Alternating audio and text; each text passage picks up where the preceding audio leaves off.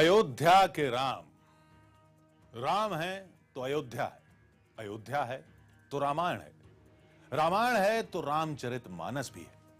और रामचरितमानस में लिखा है कि जाकी रही भावना जैसी, रघु मूरत देखी तिन तैसी।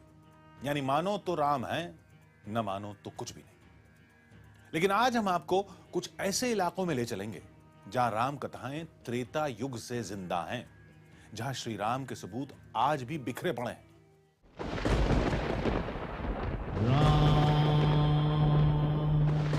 राम,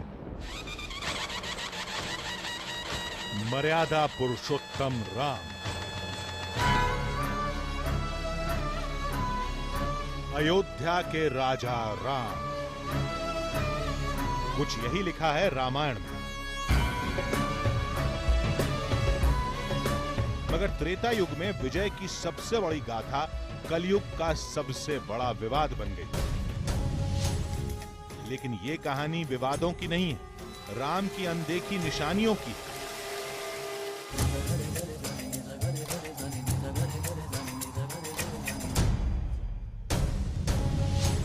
न्यूज 18 इंडिया आज देश के सामने लाने जा रहा है अयोध्या से छत्तीसगढ़ तक, दंडकारण्य से उत्तराखंड तक भगवान राम से जुड़े कुछ सच्चे सबूत। मैं इस वक्त मौजूद हूं पातालकोट के कठोतिया गांव। वो अंधेरा और जंगली जानवरों का डर। कहते हैं राम के विवाह के बाद राजा जनक ने भगवान राम ने इस गुफा में इस शिवलिंग की पूजा की थी। वो महल जहां राम लला का बचपन बीता, वो पर्वत जो आज भी राम राज्य का गवाह है, वो गुफा जहां भगवान राम ने वनवास के 10 साल बिताए, वो संजीवनी पर्वत जो आज रामायण की निशानियों के साथ खड़ा है। आज चलिए राम कथाओं के एक अद्भुत सफर पर। आज मिलिए अयोध्या के राम से। रामायण की कहानी अयोध्या से शुरू होती है, इसलिए राम के निशानों की तलाश भी वहीं से शुरू करते हैं। शायद आप नहीं जानते कि अयोध्या में राम जन्मभूमि के अलावा भी बहुत कुछ है जो रामायण की कड़ियों को जोड़ता है। कुछ ऐसी निशानियां जो रामायण की राम कथा का सबूत पेश करती हैं। तो चलिए चलते हैं अयोध्या और आपको दिखाते हैं राम लला की कुछ अनदेखी, अनसुनी निशानियां।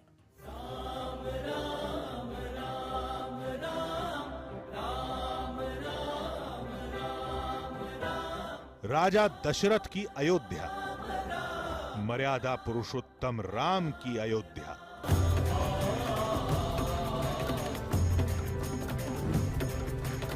रामायण में लिखा है कि अयोध्या सरयू नदी के तट पर बसी थी।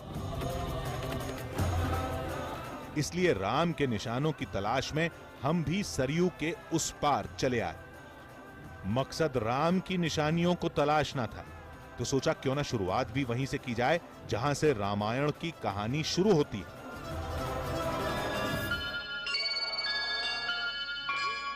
रामायण में लिखा है कि राजा दशरथ ने पुत्र प्राप्ति के लिए एक बड़ा यज्ञ करवाया था। महाराज, महारानी कौशल्या ने पुत्र को जन्म दिया है, बधाई हो महाराज। और भगवान राम ने उसी यज्ञ के बाद धरती पर जन्म लिया था।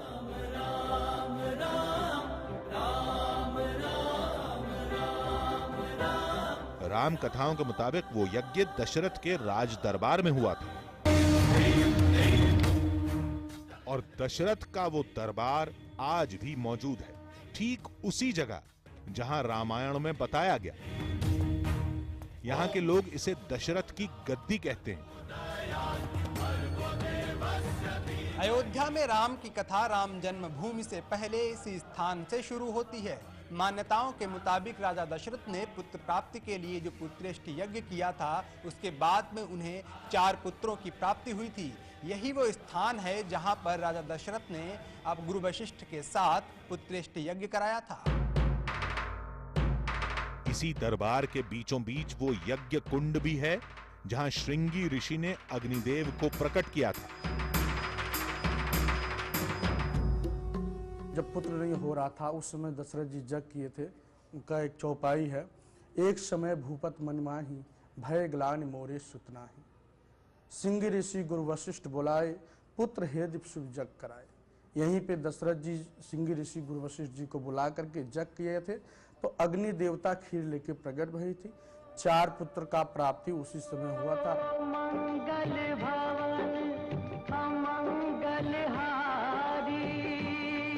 पता चला कि इस दरबार के अगले ही मोड़ पर दशरथ का राजमहल भी है,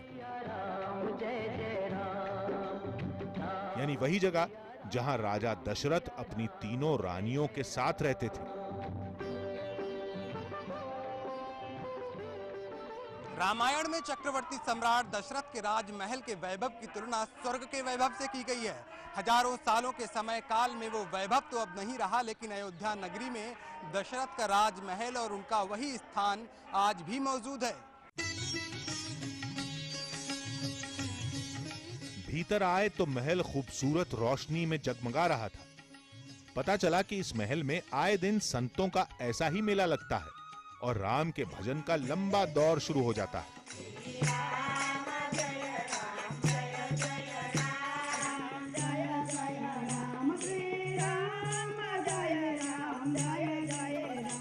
लोगों ने बताया कि युगों बाद ये इमारत राजा विक्रमादित्य ने बनवाई थी,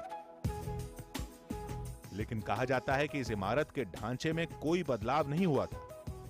राम कथाओं की सबसे अहम कड़ी है इस महल का पिछला हिस्सा, यानी रानी कौशल्या का महल, जिसे हम और आप राम जन्मभूमि के नाम से जानते हैं।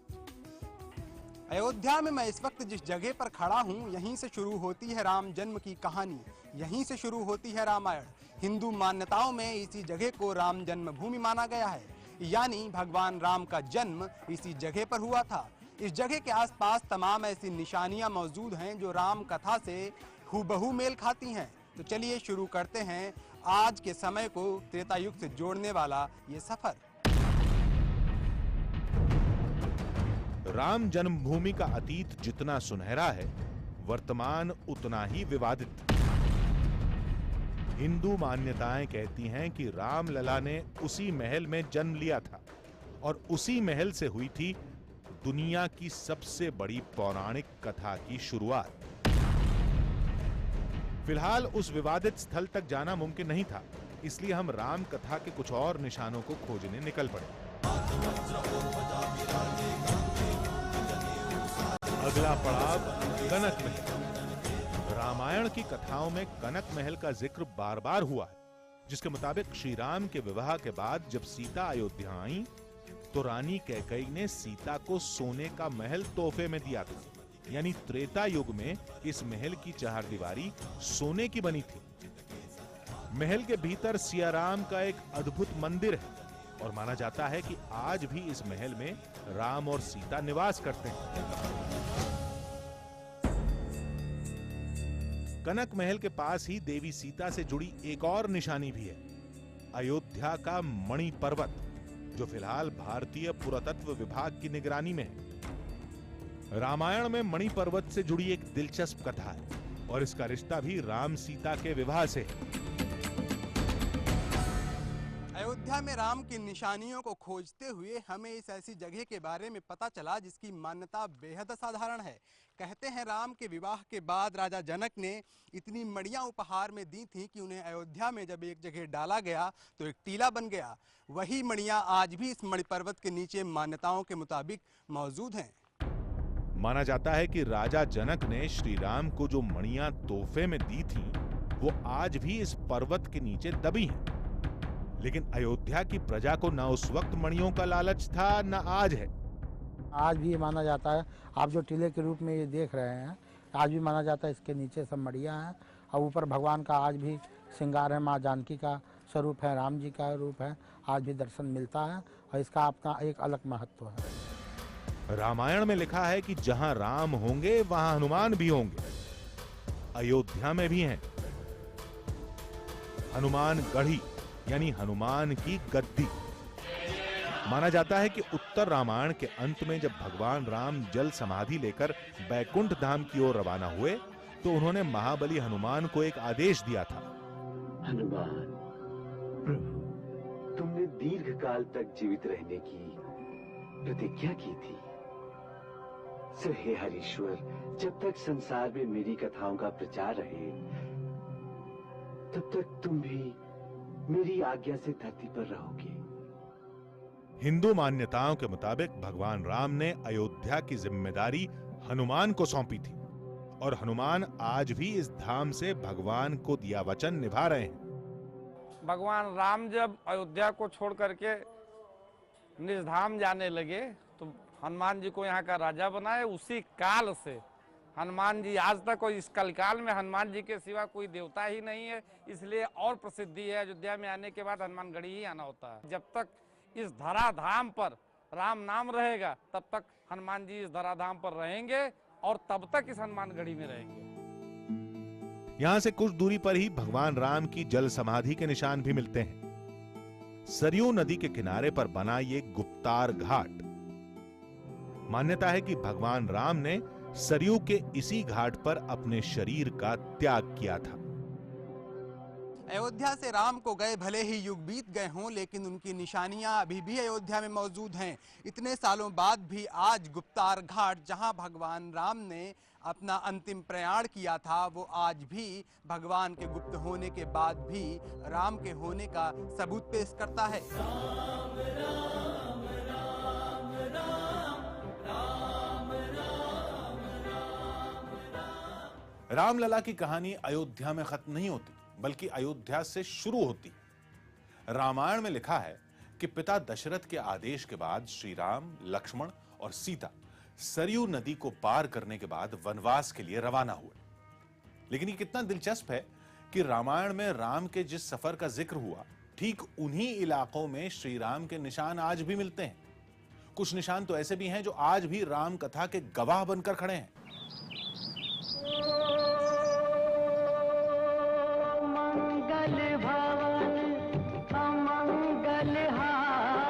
14 साल के वनवास में भगवान राम कहां कहां गए, कहां कहां रहे, रामचरितमानस में हर कथा का जिक्र मिलता है,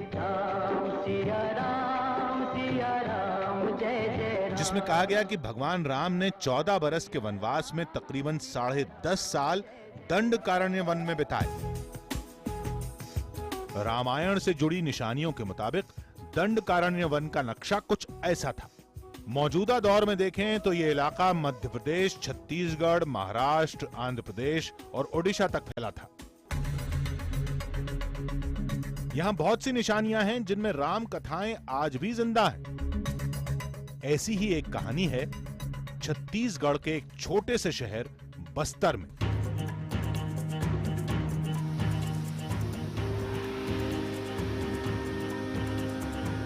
कुदरत की इस बेपनाह खूबसूरती के बीच एक घना जंगल है और इसी जंगल के बीच तमाम गुफाएं हैं जिन्हें वनवास के दौरान भगवान राम ने अपना ठिकाना बनाया था। भगवान राम जी को 14 वर्ष का वनवास दिया गया तो सारे लोग जानते हैं, तो उनको दंडकारण्य में ही भेजा गया था। तो इसलिए लोगों का ये ख्याल है कि भगवान राम यहाँ पर इस दंडकारण्य की एरिया में 10.5 साल तक लगातार घूमते रहते, जैसा वाल्मीकि रामायण में इसका जिक्र आता है। यहाँ के बहुत से जानकार मानते हैं कि इन इलाकों में तमाम ऐसी निशानियां हैं जो रामायण की कथाओं से मेल खाती हैं। कितनी खूबसूरत जगह है ये, चारों तरफ माने प्राकृतिक सौंदर्य बिखरा हुआ पड़ा है। तो यहाँ पर ऐसी जगहों में जरूर ही ऋषि मुनियों के आश्रम रहे होंगे।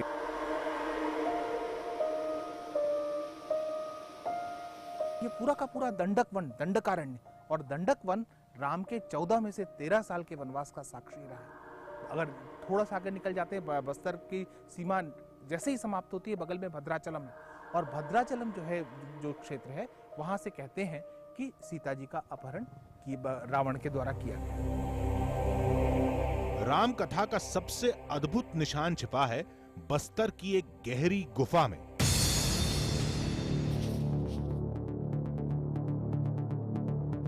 जिसे 1958 में शंकर तिवारी नाम के एक शोधकर्ता ने खोजा था। कहते हैं उस गुफा में भगवान राम ने सबसे ज्यादा वक्त गुजारा था। गुफा के आखिरी छोर पर एक शिवलिंग भी है, जिसे भगवान राम ने अपने हाथों से स्थापित किया था।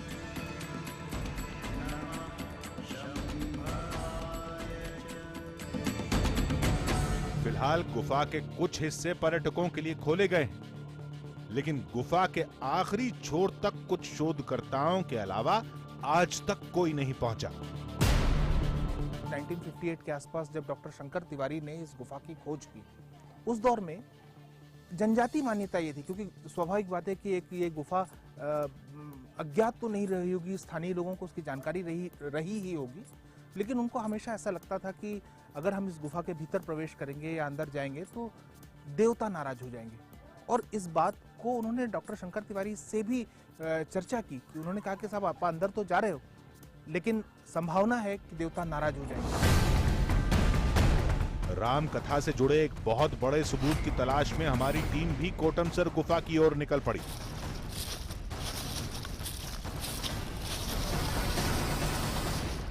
तो अब हम कोटमसर गुफा के बहुत करीब हैं, लेकिन यहाँ पहुँचते ही जिस चीज़ पर सबसे पहले नज़र पड़ी है वही ये वार्निंग यानी चेतावनी। और इस बोर्ड पे साफ साफ लिखा है कि अगर आप इस गुफा में जाते हैं तो आप अपनी जिम्मेदारी पर जा रहे हैं और आपके साथ होने वाली किसी भी दुर्घटना के लिए कोई भी और जिम्मेदार नहीं होगा। यानी यहाँ पर पहला कदम रखते ही हमको उस खतरे का एहसास होने लगा है जो अब शायद हमारे सामने है। हमें वहां तक जाना था जहां आज तक कोई आम इंसान नहीं पहुंच पाया। दिल में एक डर भी था और श्री राम के सबूतों को पहली बार देश के सामने लाने की बेताबी भी।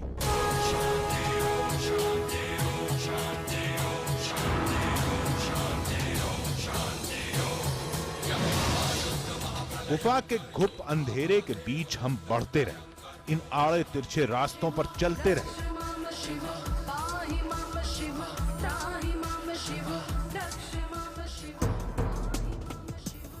कुछ दूरी पर ही एक विशालकाय कमरा दिखा।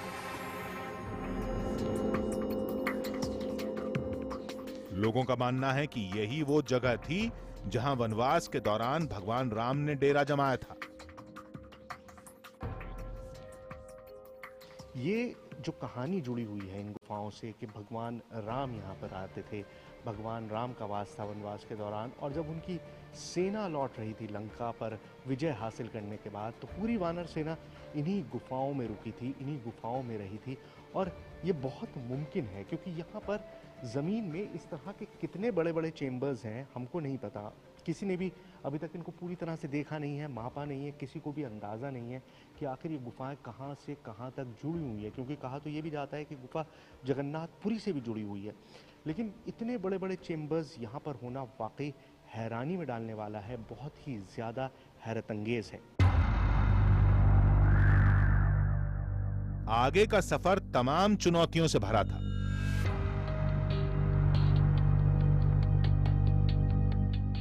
हमें बताया गया कि भगवान राम के हाथों से बनाया गया वो शिवलिंग गुफा के आखिरी छोर पर है।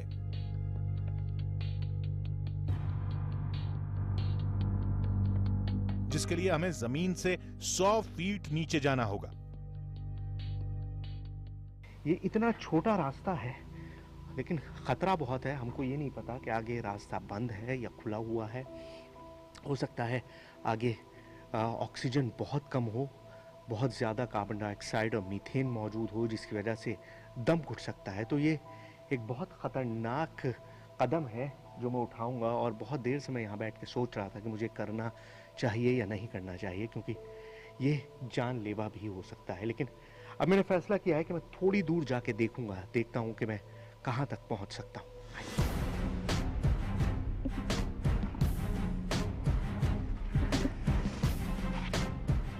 जमीन से 2 फीट का रास्ता,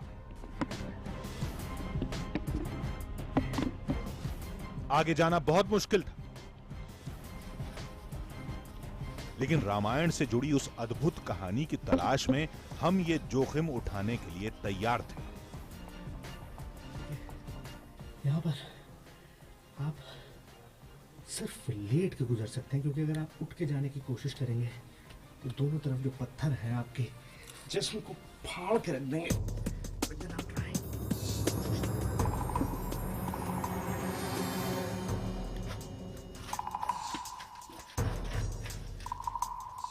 एक मुश्किल खत्म हुई तो अगली मुसीबत सामने थी।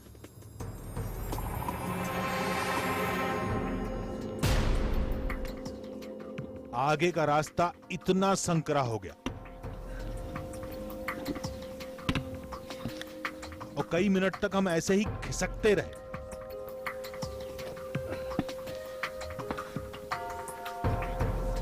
हमें अपने कैमरे की रिकॉर्डिंग भी रोकनी पड़ी। तो हम इस पैसेज में पिछले 15-20 मिनट से खिसक रहे थे और उसकी रिकॉर्डिंग भी मेरे पास मौजूद नहीं है, क्योंकि वहाँ कैमरा चलाने की कोई जगह नहीं थी। मेरे कैमरामैन कैमरा नहीं चला सकते थे। वो किसी तरह से खिसक कर यहाँ पहुँचे। यहाँ थोड़ी सी जगह है, थोड़ा स्पेस ज़्यादा है, लेकिन एक खतरे की जो घंटी है वो ये है, नमी। ये पानी बेहद खतरनाक होता है, क्योंकि हो सकता है आगे मिट्टी धंसी हुई हो और रास्ता बंद हो, और ऐसे में जो हमारी इस वक्त हालत है उसमें बिना रुके वापस जाना शायद मुमकिन नहीं होगा। कोशिश करता है।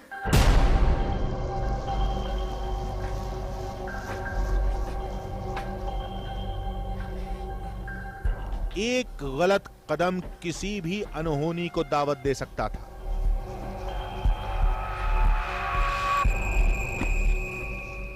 सांसें फूल रही थी।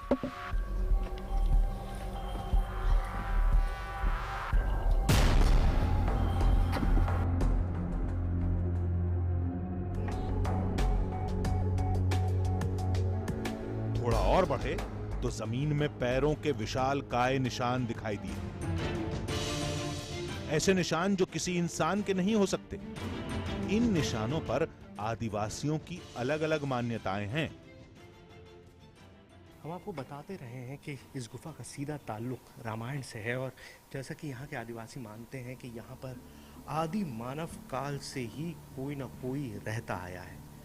वो कौन लोग थे इसके बारे में तो बहुत सारे कयास हैं। कुछ लोग मानते हैं कि वो वानर सेना थी, कुछ लोग मानते हैं कि खुद भगवान राम भी इस गुफा में रहे थे।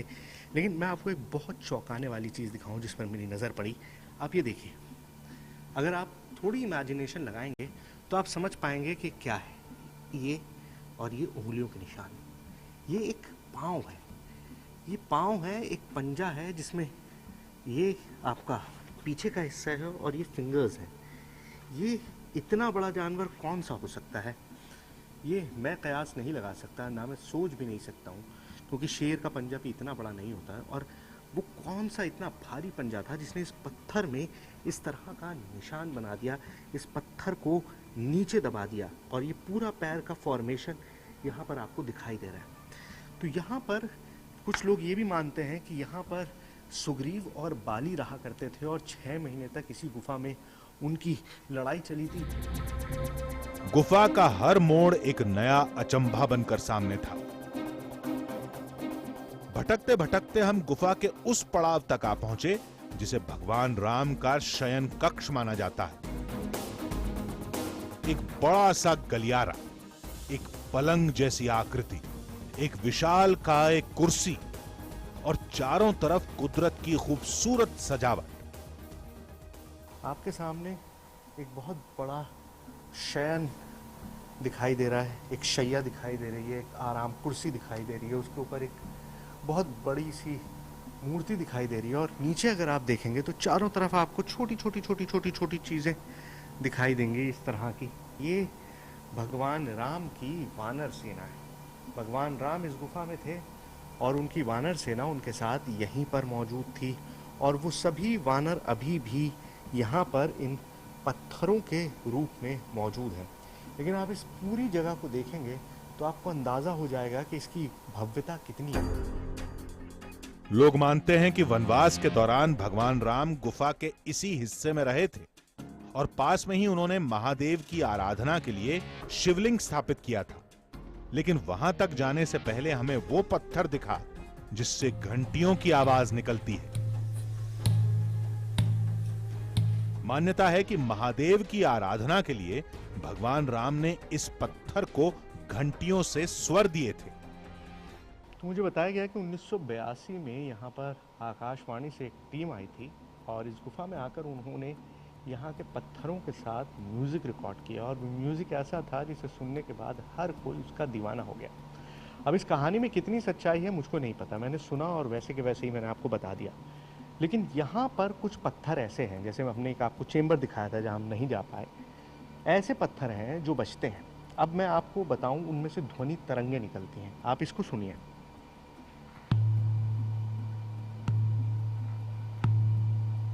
और आप इसको सुनिए।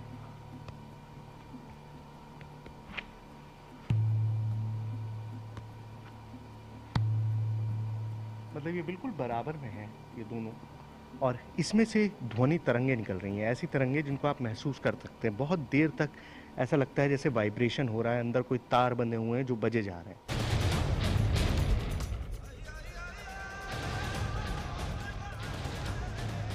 इन अद्भुत पत्थरों के पास ही मौजूद था एक अद्भुत शिवरूप। मानते हैं कि वनवास के दौरान इस शिवलिंग को खुद भगवान राम ने तराशा था। शिवलिंग पर लगा ये तिलक, ये चुनरी सबूत थे कि यहाँ के आदिवासी आज भी इस शिवलिंग की पूजा करने आते हैं। यहाँ पर वो पिंडी है, वो शिवलिंग है, जिसके बारे में मान्यता है कि खुद भगवान राम ने इस गुफा में इस शिवलिंग की पूजा की थी।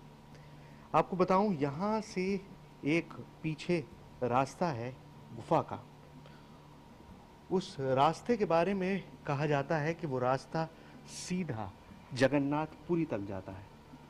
ये रास्ता जगन्नाथपुरी जाता है या नहीं ये किसी को भी नहीं पता, क्योंकि यहाँ आगे रास्ता बेहद संकरा है और लोग मानते हैं कि इसी रास्ते से आप देवलोक भी पहुँच सकते हैं। लेकिन अगर आपके कर्म ठीक नहीं होंगे तो आप इसी गुफा में कहीं सड़कर मर जाएंगे। और अगर मैं यहाँ से भी महसूस कर रहा हूँ, कैमरे से मैं आपको सिर्फ तस्वीर दिखा सकता हूँ, अभी 4D 5D का ज़माना नहीं है कि मैं आपको स्मेल दिखा सकूँ। और मुझे जो यहाँ से स्मेल आ रही है वो बेहद जहरीली गैस की आ रही है, मीथेन की आ रही है। इसीलिए आगे कदम शायद कोई भी इसीलिए नहीं बढ़ाता, क्योंकि आगे बहुत ख़तरनाक गैस का एक भपका आ रहा है जो ये बता रहा है कि आगे जाना सिर्फ मुश्किल नहीं है, नामुमकिन भी है। दंडकारण्य का ये इलाका रामायण की कहानियों की सबसे अहम कड़ी है। इन जंगलों में ऐसी तमाम गुफाएं हैं, ऐसे तमाम इलाके हैं जहां रामायण की कहानियां अब तक मान्यताओं में हैं। जैसे वो जगह जहां से रावण ने सीता का अपहरण किया था, जहां रावण और जटायु के बीच जोरदार युद्ध हुआ था। इन इलाकों में हमें एक ऐसी जगह की जानकारी मिली जिसे पाताल कोट कहते हैं। यह इलाका कुछ दशक पहले ही दुनिया के सामने आया है। माना जाता है कि यहां से कोई रास्ता सीधे पाताल लोक तक जाता है और मेघनाद अपनी शक्तियों को हासिल करने उसी रास्ते से पाताल लोक गया था।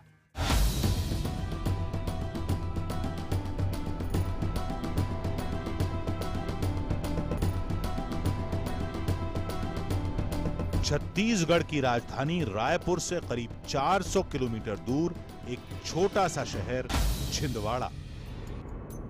छिंदवाड़ा से कुछ दूरी पर एक बस्ती है, पाताल कोट।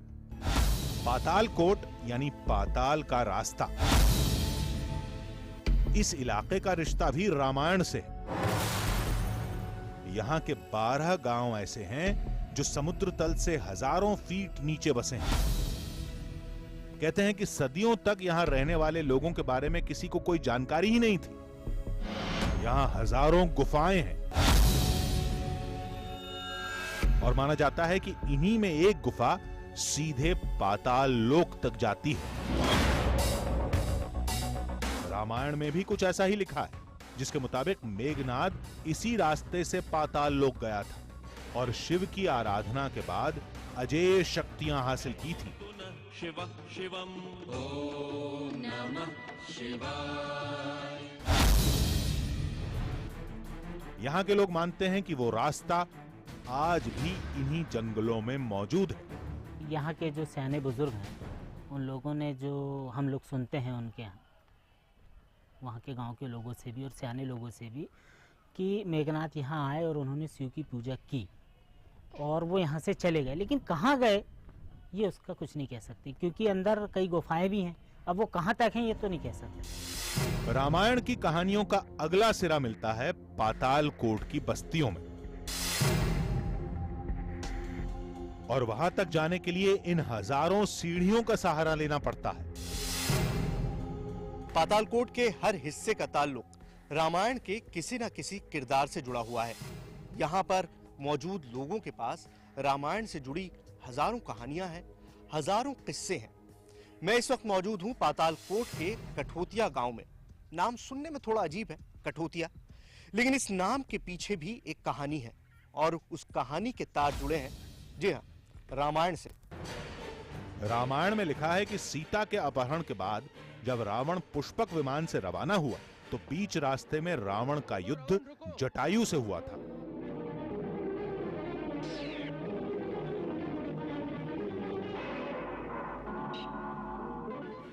इन कथाओं के मुताबिक युद्ध में रावण ने जटायु को घायल कर दिया और जटायु का पंख जमीन पर जा गिरा। माना जाता है कि कठौतिया गांव ही वो जगह है जहां जटायु घायल होकर जमीन पर गिरे थे।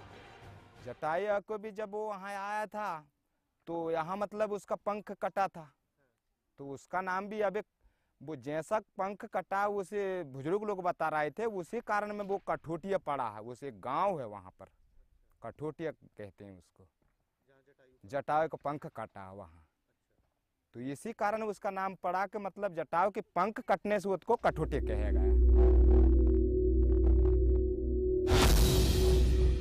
पातालकोट के इस इलाके में तमाम नदियां हैं और उन नदियों के बीच कुछ गहरी गुफाएं भी। लोगों ने बताया कि यहां मेघनाद की शिव भक्ति के कुछ निशान आज भी मिलते हैं।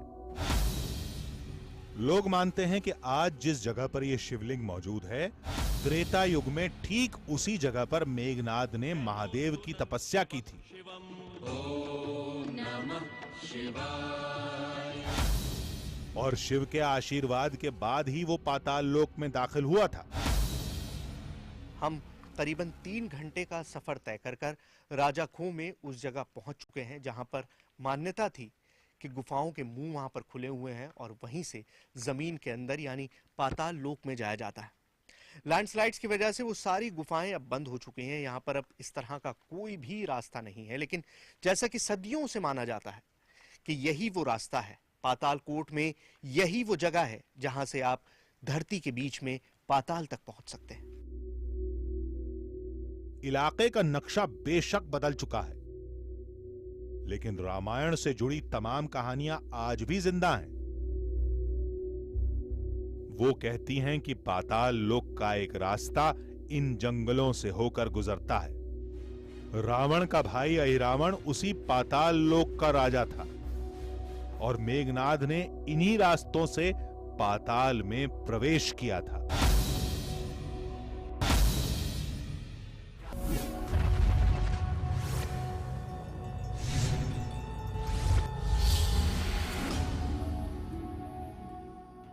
जहां राम है वहां हनुमान भी हैं। रामायण में भी यही लिखा है। राम के निशानों की तलाश में हमारा अगला पड़ाव होगा उत्तराखंड। आपने रामायण की कहानियों में पढ़ा होगा कि लक्ष्मण को जीवित कराने के लिए महाबली हनुमान संजीवनी बूटी की तलाश में निकले थे और द्रोण पर्वत का एक हिस्सा उठाकर लंका ले गए थे। आप हैरान रह जाएंगे ये जानकर कि द्रोण पर्वत का बाकी हिस्सा आज भी उत्तराखंड में मौजूद है। उस पर्वत पर रहने वाले लोग तो यह भी दावा करते हैं कि वहां आज भी संजीवनी बूटी जिंदा है, जो रात के अंधेरे में चमकती भी है।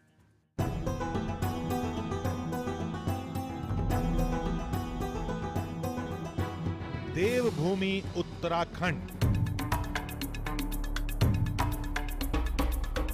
जहां रामचंद्र तो नहीं गए, लेकिन रामायण से जुड़ी एक अद्भुत कहानी आज भी सिर उठाए खड़ी है, जिसका रिश्ता है महाबली हनुमान से। रामायण के द्रोण पर्वत से लक्ष्मण को जिंदा करने वाली संजीवनी बूटी से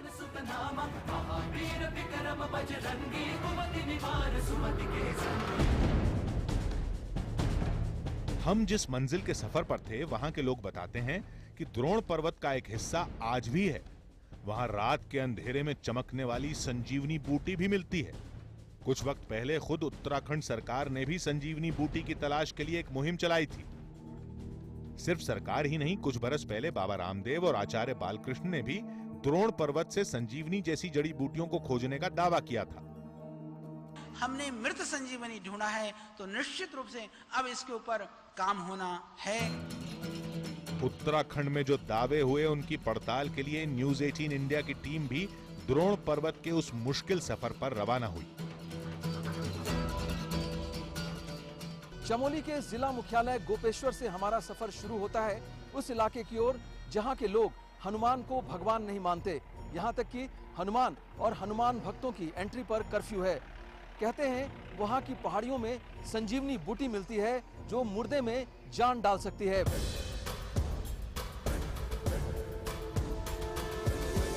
द्रोण पर्वत के सफर का सबसे अहम पड़ाव है जोशीमठ का सबसे खूबसूरत हिस्सा औली। यहां से गाड़ी का सफर खत्म होता है और 14 किलोमीटर की पैदल चढ़ाई शुरू होती है। करीब 2 घंटे की चढ़ाई के बाद हमें एक हनुमान मंदिर दिखा। पता चला कि इन रास्तों पर बना ये आखिरी हनुमान मंदिर है, क्योंकि इससे आगे न हनुमान की पूजा होती है न हनुमान का जिक्र होता है। वो इसलिए क्योंकि द्रोण पर्वत पर रहने वाले लोग हनुमान को अपना दुश्मन मानते हैं। रही बात इस मंदिर की, तो ये वही स्थान है जहां से महाबली हनुमान ने पहली बार संजीवनी शिखर को देखा था। इस हनुमान मंदिर की इस इलाके में बहुत मान्यता है। कहते हैं कि श्रीलंका से द्रोणागिरी जाते वक्त हनुमान यहीं पर रुके थे और उन्होंने पहली बार द्रोणागिरी पर्वत को यहीं से देखा था। तब से इस जगह का नाम संजीवनी शिखर पड़ गया।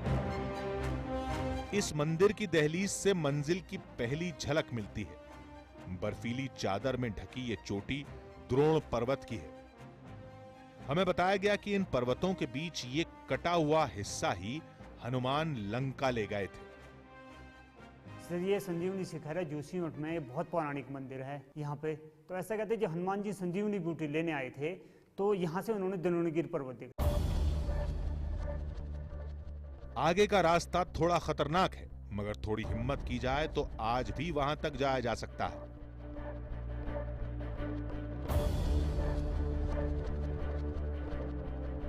लेकिन लोग बताते हैं कि वहां तक जाने की एक शर्त है, वो ये कि द्रोण पर्वत पर हनुमान का नाम लेना मना है।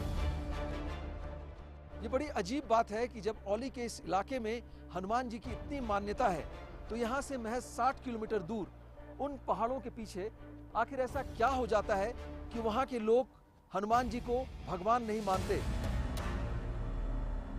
आगे की चढ़ाई बेहद मुश्किल है। पहाड़ों के इन पथरीले रास्तों पर करीब 9 घंटे तक ऐसे ही चलना पड़ता है।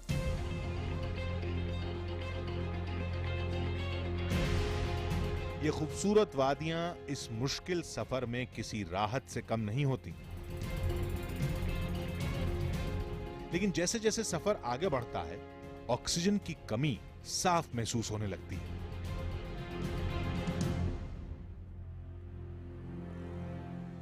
सूरज ढल चुका है, शाम हो चुकी है। अभी भी हम द्रोणागिरी गांव से 2 किलोमीटर दूर हैं। थोड़ी ही देर में शाम का झुरमुट रात के अंधेरे में तब्दील हो जाएगा। ऐसे में इस इलाके में जंगली जानवरों का खतरा बढ़ जाता है।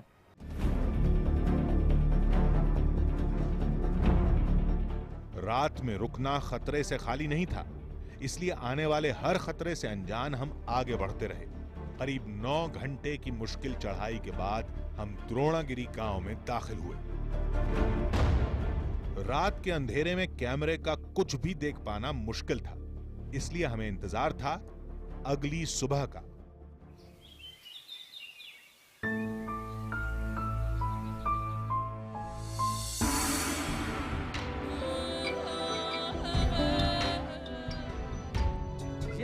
द्रोणागिरी है। ऐतिहासिक द्रोणागिरी 4000 मीटर पर बसा उत्तराखंड का सबसे ऊंचा गांव। यहाँ के लोग सर्दियों में बर्फ के पड़ने के साथ ही चमोली के आसपास के गांव में चले जाते हैं। ये परंपरा सदियों से चलती चली आई है। बेपनाह खूबसूरती, बादलों की धुंध में बसा 600 की आबादी वाला एक अद्भुत गांव।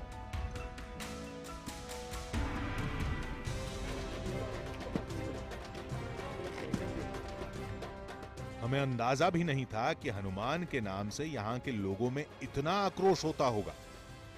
हमारी टीम इस कार्यक्रम के लिए हनुमान की कुछ तस्वीरें लेना चाहती थी, लेकिन जैसे ही गांव के कुछ नौजवानों की नजर पड़ी, उनका गुस्सा फूट पड़ा।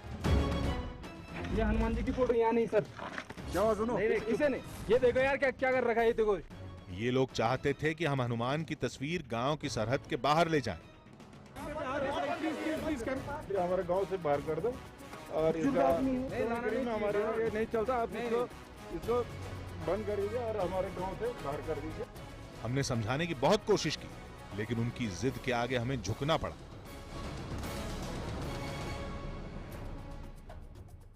हनुमान की वो तस्वीर हमें गांव के बाहर एक मंदिर में छोड़नी पड़ी।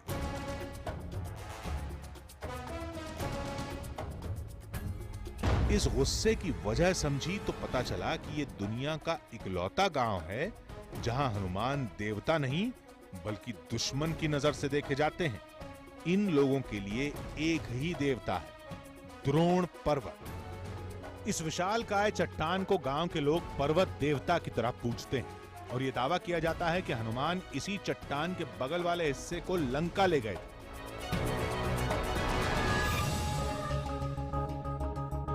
इन मान्यताओं के बीच द्रोणगिरी के पुजारी देवान सिंह हमें एक ऊंचे पहाड़ पर ले जा रहे थे, इस दावे के साथ कि संजीवनी बूटी वाकई है। उन्होंने खुद देखी है और सिर्फ उन्होंने क्या, पूरे गांव ने देखी। हाँ, आज भी यहाँ पर संजीवनी मौजूद है और यहाँ पर जैसे ये है फूल है, यहाँ पर ज्यादातर अमावस्या को इन फूलों पर लाइट आता है।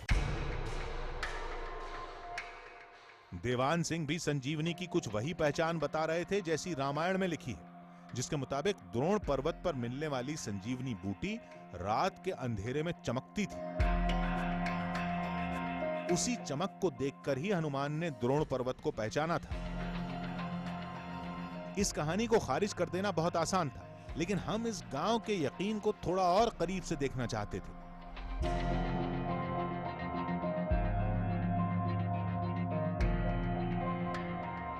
पर्वत के हर तरफ कुछ अनोखे फूल दिखाई दे रहे थे। कुछ ऐसी जड़ी बूटियां मिल रही थीं जो हिंदुस्तान की गिनी चुनी जगहों पर ही मिलती हैं।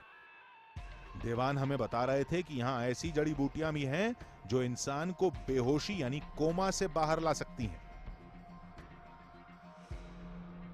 जैसे वो यहाँ पर ये चोरू हुआ, छीपी हुआ, जुड़ वो कहते हैं, और ये जैसे वो बरम कमल हुआ, फेन कमल हुआ, ये कमल वो भी संजीवनी का काम करते हैं। पहाड़ के अगले मोड़ पर देवान सिंह एक चट्टान के पास कोई जड़ी बूटी तलाशने लगे और एक चट्टान के नीचे से उन्होंने अग्नि जड़ी खोज निकाली। हरे रंग की एक पौधे नुमा बूटी। देवान सिंह का दावा है कि यही अग्नि जड़ी रात के अंधेरे में चमकती है, लेकिन इसमें सबसे ज्यादा चमक होती है अमावस्या की रात। गांव के लोग इसी अग्नि जड़ी को संजीवनी मानते हैं। उनका मानना है कि जो शक्तियां संजीवनी बूटी में थीं, कुछ वही ताकत अग्नि जड़ी में भी है। इसकी भी कुछ विशेषता है क्या? ये जो अग्नि जड़ है, ये किस काम, ये भी चमकता है? इससे भी हाँ, ये भी वो देता है, लाइट देता है। ये भी ये कब लाइट देता है? रात में देता है या किसी खास दिन देता है? ना, ये मतलब अमावस्या रात को देती ज्यादा लाइट। सिर्फ देवान सिंह की बातों के आधार पर इस दावे पर भरोसा कर लेना जायज नहीं था। हो सकता है ये अग्नि जड़ी सेहत के लिए फायदेमंद हो, यह भी हो सकता है कि अग्नि बूटी रात के अंधेरे में चमकती भी हो, लेकिन अग्नि बूटी ही संजीवनी है, इसका हमारे पास फिलहाल कोई सबूत नहीं था। इस रहस्य को समझने के लिए हम उत्तराखंड के आयुष विभाग पहुंचे। निदेशक अरुण कुमार त्रिपाठी से जानकारी मांगी। तो पता चला कि कुछ केमिकल्स की वजह से कई जड़ी बूटियां अंधेरे में चमकती हैं, लेकिन अग्नि जड़ी ही संजीवनी बूटी है, इस पर बरसों से शोध जारी है। अभी हमारे स्तर पर यह कहना थोड़ा मुश्किल है, लेकिन मैं इतना जरूर कहूँगा कि एक फ्लोरेसेंट प्रभाव, एक फ्लोरेसेंट प्रक्रिया है जो केमिस्ट्री की प्रक्रिया है, जिनमें फास्फोरस या ऐसे सोडियम जैसी कुछ चीज़ें जो जिन जड़ी बूटियों में पाई जाती हैं अधिकता में, वो उनमें फ्लोरेसेंट प्रभाव होता है कि जो दिन के समय उन पर जो लाइट पड़ती है उसको वो अंधेरे में या रात के समय उसको रिमिट करती हैं।